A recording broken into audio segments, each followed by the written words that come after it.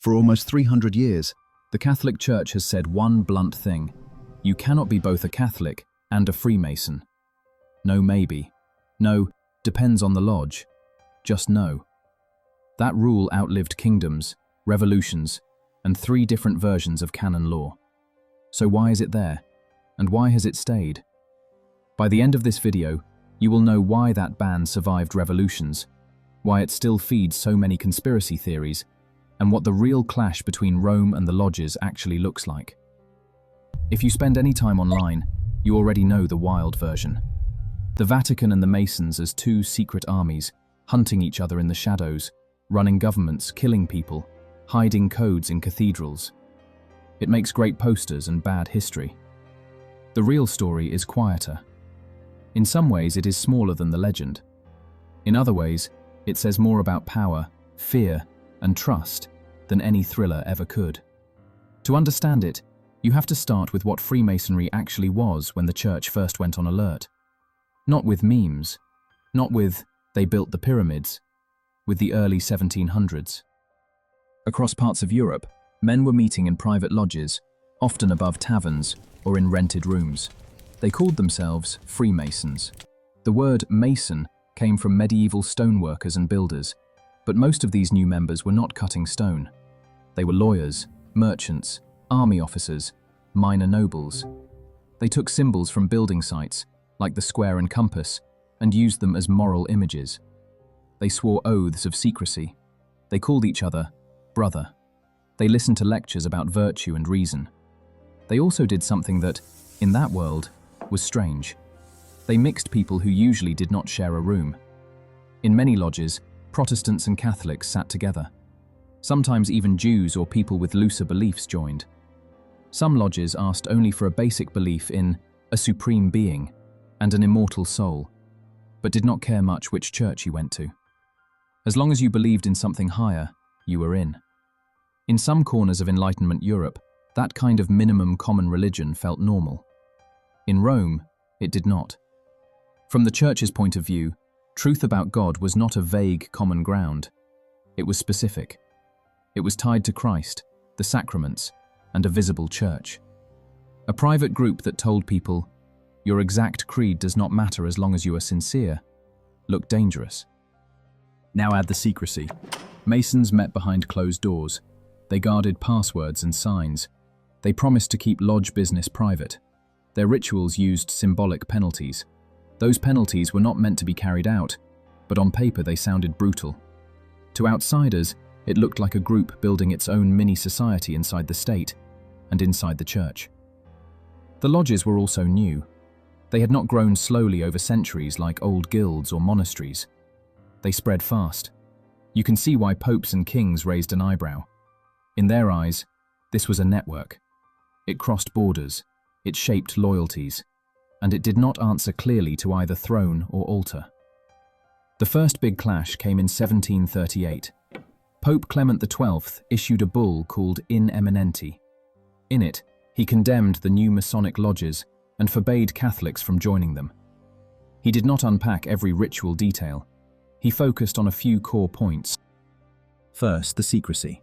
Brothers took strong oaths and met behind closed doors. The Pope argued that Christians should not bind themselves with heavy promises to a group whose goals and members the Church could not fully see. Second, the mix of people and beliefs. Lodges gathered men from different religions into one body, with little concern for Catholic teaching as the standard. To Rome, that looked like indifferentism in action. Not just politeness with your neighbor, but the idea that all religions were basically the same, and no one faith had a unique claim to truth. Third, politics. In the 1700s, states and popes worried about any group that could organize across borders without public oversight. Secret societies looked like ready-made networks for revolt, influence, or quiet pressure. It was the age of plots, pamphlets, and nervous rulers. Lodges fit right into that anxiety. A later pope, Benedict XIV, renewed and expanded the ban in 1751. Others returned to the topic over the next century. By 1884, Leo XIII wrote an encyclical called Humanum Genus that spent many pages on Freemasonry. He described it as a carrier for ideas he saw as harmful to the church and to society. Strict naturalism, the push to separate church and state, and the idea that morality did not need God at all.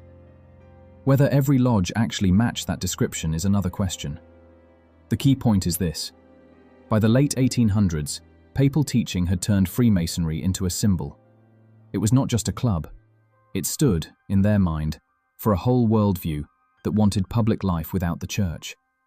On paper, the penalties were serious.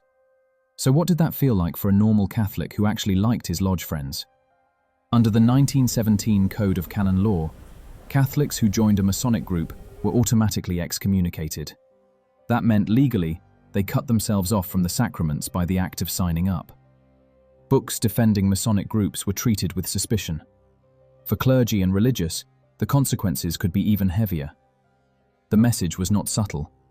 You could not be in a lodge and in full communion at the same time. What did that look like in real life?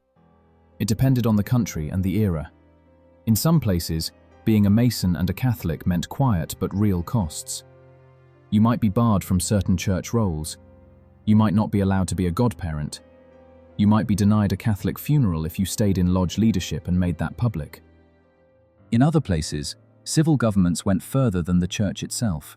In some Catholic majority states in the 18th and 19th centuries, rulers passed laws against lodges, raided meetings, or jailed leaders. Sometimes they did this while openly quoting papal documents. Sometimes they used the church's fears as cover for their own political goals. There were also settings where the roles flipped. In parts of Latin America and Europe, many political leaders were Masons. Some of those regimes pushed anti-clerical laws. They stripped the church of property. They broke up religious orders. They tried to push faith out of public life, or at least out of politics. From the Vatican's point of view, this confirmed their worst fears. They thought they saw a pattern. Secretive elites, sharing a worldview that treated religion as private decoration, gained control of states and then cut the church out. That is part of why the official language stayed harsh well into the modern era. This is also the soil where a lot of myths grow.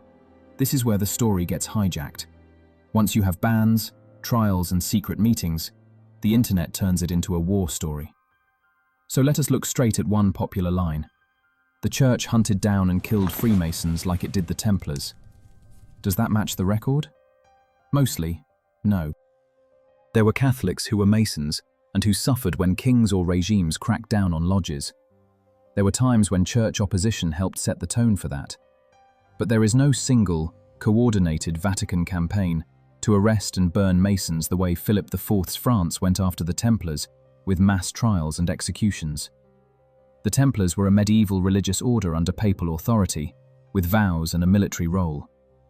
Their destruction in the early 1300s happened in a world where heresy trials and public burnings were standard tools.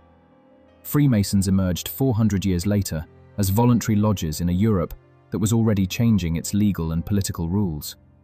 Some individuals who were Masons died in revolutions or purges, but those events had many causes. It is not accurate to say, the church killed the Masons, in the same sense that a king and a pope together dismantled the Templars. So why does the Masons as heirs of the Templars idea keep coming back? Because it is a great story. You have one banned group of knights in the Middle Ages. You have another secretive brotherhood in the modern period that likes medieval imagery. It is very tempting to draw a straight line and say the Templars went underground, changed their name, and became the Freemasons. Historians do not find solid evidence for that. The link lives mostly in imagination, late legends, and self-conscious symbolism. But conspiracy theories do not need hard proof. They need symbols, echoes, and the feeling that the powerful are hiding a simple explanation. Templar crosses, Masonic compasses, and Vatican domes in the same frame give that feeling on demand. While the myths grew online and in print, the legal story inside the church also moved, at least in form. In 1983, a new code of canon law came into force for the Latin Church. In this new code, the old canon that named Freemasonry directly disappeared. Instead, a more general canon spoke about associations that plot against the church. Some Catholics and some Masons read that and thought the ban had quietly softened. Maybe, they said, certain regular lodges were now acceptable. That confusion did not last long. Later in 1983, the Vatican's doctrinal office issued a short statement. It said that the Church's negative judgment on Masonic associations remained the same. It said that the principles of Masonry were still seen as irreconcilable with Catholic teaching. It also said that Catholics who join Masonic groups are in a state of grave sin and cannot receive Holy Communion. In other words, even without the word Freemasonry printed in the new code, the practical answer stayed no. Later reminders have repeated the same point. For the Catholic Church, this is not an old rule quietly fading away. So why hold that line in a time when many Catholics barely think about Masons at all?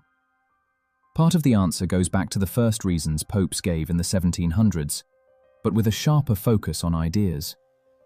The Church sees Freemasonry as built on a view of God and religion it cannot accept. In the classic Masonic model, you meet people of many beliefs and unify around shared moral principles and a basic belief in a higher power. Your specific religion becomes your private path to that shared truth. It is your way up the same mountain. The Church, by contrast, claims that Christ and the sacraments are not just one path among many. It claims they are the concrete way God chose to meet and save humanity. So a lodge that treats all creeds as equal options hits a nerve. From Rome's point of view, that is not just tolerance. It is a quiet rewrite of what truth is. There is also the question of formation and loyalty. The Church believes it has a duty to form consciences and guide its members' moral lives. A group that asks for deep oaths of loyalty, uses its own rituals, and offers its own moral teaching in parallel can look like a rival source of identity. Imagine a Catholic who takes more guidance from lodge culture than from the faith community on big questions. Even if the lodge never plots against the Church, that twin allegiance worries leaders. They ask a blunt question: who shapes you more? At the same time, you can see a gap between how Rome talks and how local life looks. Official documents talk about Freemasonry, as if it were one actor with one plan. On the ground, Masonic bodies vary a lot by country and tradition. Some are strongly secular and sharply anti-clerical. Some are mostly social clubs with dinners and charity drives. Some barely mention religion. Others spend a lot of time on symbolic discussions about God and light. A Catholic who only knows one quiet local lodge may look at his friends there and say, "These are just decent people doing fundraisers." The Church, however, looks at the history, the rituals, and the underlying ideas and answers on that level. That gap between local experience and official judgment is part of why the question keeps coming back. If you only know the conspiracy version of this story, the real picture might feel almost boring at first. No secret tunnels under the Vatican, no two all-powerful cabals in a global knife fight. What you see instead is a long, stubborn argument about what truth is, how public it should be, and who gets to shape the moral world. On one side, a church that believes it guards a specific revelation and fears any group that flattens that into a general belief in something higher. On the other side, a family of lodges that see themselves as spaces of fraternity and reason, and sometimes as defenders of a more secular public sphere. For nearly 3 centuries, popes have said no to that mix. They watched revolutions where lodge members played a part. They watched anti-clerical laws in countries where Masons sat in parliaments. They read rituals that talk about light and darkness in ways they feel clash with the gospel. They tried to keep Catholics out of that world with strong words and real penalties. You can think that is wise. You can think it is outdated. Either way, it is not random. It comes from a consistent way of seeing faith, society, and the risks of quiet parallel powers. So can a Catholic be a Freemason today? In church law and in official teaching, the answer is still no. A Catholic who joins a lodge is told that they place themselves in serious conflict with what the Church teaches. But if you stop there, you miss the deeper question running under this whole story. It is not just, can I sign up for a lodge? It is, who do I trust to tell me what is true, and how many masters can claim that part of me at the same time?